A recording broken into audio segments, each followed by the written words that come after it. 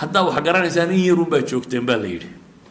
wixii aad adduunku soo qaadateen wax badan may hayne haddii aad wax garanaysaan wax yar bay hayd baa ilaahay leeyahy subxaanahu wa tacaala hadduu xajmigeedii iyo zamankeediiba kaayay valuegeedi iyo qiimaheedu intuu leegay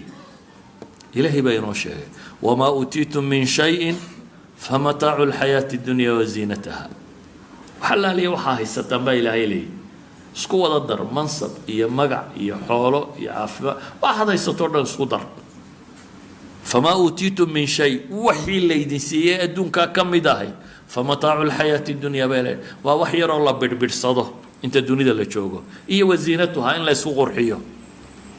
laakiin meesha qiimaha le waa xagee wamaa cinda allahi khayru wa abqaa afalaa tacqiluun